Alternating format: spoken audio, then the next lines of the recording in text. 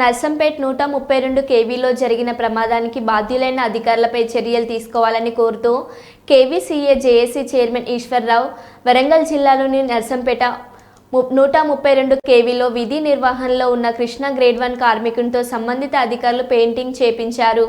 ఈ పని చేస్తుండగా విద్యుత్ ప్రమాదం జరిగి హైదరాబాద్ యశోద హాస్పిటల్లో మృత్యువుతో పోరాడుతున్నాడు. ఈ ప్రమాదానికి కారణమైన అధికారులపై చర్యలు తీసుకోవాలని వరంగల్ ములుగు రోడ్డు సబ్ ముందు ధర్నా చేశారు. కేవీసీఏ జేఏసీ నేతలు మాట్లాడుతూ ఆధ్వర్యంలో డిమాండ్ చేస్తూ అసలు గ్రేడ్ 1 RTG1 కార్మికునితో పెయింటింగ్ చేయించాల్సిన అవసరం ఏముందని వారు ప్రశ్నించారు. నిర్బంధంగా భయపెట్టి సబ్స్టేషన్ పైకి ఎక్కించి ఈ పని చేయడం వల్లనే ఈ ప్రమాదం జరిగిందని, కాబట్టి వెంటనే బాధ్యులైన అధికారులపై చర్యలు తీసుకోవాలని వారు డిమాండ్ చేశారు. అధికారుల మొండి వైఖరి, అధికారుల మొండి వైఖరి, అధికారుల మొండి వైఖరి, కృష్ణకు న్యాయం జరిగింది.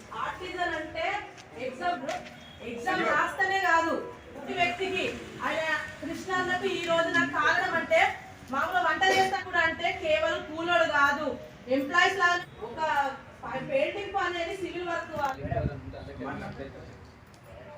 ఈ ప్రమాదానికి కారకులైనటువంటి ఏఈ నుంచి డిఈ వరకు కూడా వీళ్ళందరూ కారకులు.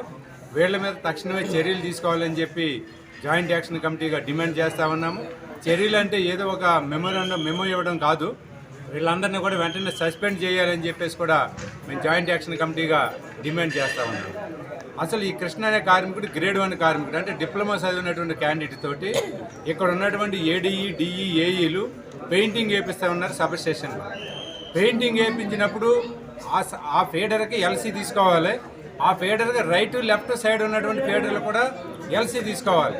కానీ అట్లాంటి జాగ్రత్తలు తీసుకోకుండా మొండిగా గుడ్డిగా ఫీడర్లు ఎక్కించి ఈ కార్మికుడికి ప్రమాదం జరగడానికి కారకులు అయ్యారు. కాబట్టి వీళ్ళని తక్షణమే సస్పెండ్ చేయాలని చెప్పేసి కూడా డిమాండ్ చేస్తాను. Not only suspension, police case కూడా పెట్టాలని మా జేఏసీగా డిమాండ్ చేస్తూ ఉన్నాము. 25-30 సంవత్సరాల నుండి ఈ సమస్యలో పనిచేస్తున్నాము. కాంట్రాక్టర్ ఉన్నప్పుడు మాకు ఎలాంటి ఇబ్బందులు లేవు. దాదాపుగా మేము డిప్లొమా వాళ్ళు 4, ఐటీఐ వాళ్ళు 5, వాచ్మెన్లు 3 ఉండేది. ఎప్పుడైతే మాకు 2016లో ఆర్టిజన్ అనేటువంటి పేరును తీసుకొచ్చి మాకు కలిగించిన కానుండి మా బాధలు, మా ఇబ్బందులు, మా కష్టాలు, మాకు నష్టాలు అంతా ఇంత కావు. అంతకుముందు ఒక కార్మికుడు చనిపోయినటువంటి దాఖలు లేవు.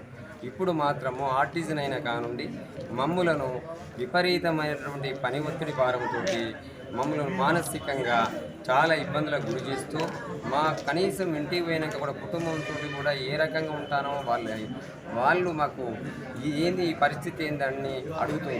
కాబట్టి మాకు పని భారం జరగకుండా ఈ విధంగా మన జరిగినటువంటి నర్సంపేటలో మిత్రుడు కృష్ణ గారికి పని భారం ఒత్తిడితోటే అధికారుల యొక్క నిర్లక్ష్యం వల్లనే ఇది జరిగింది అనడానికి సందేహం లేదు.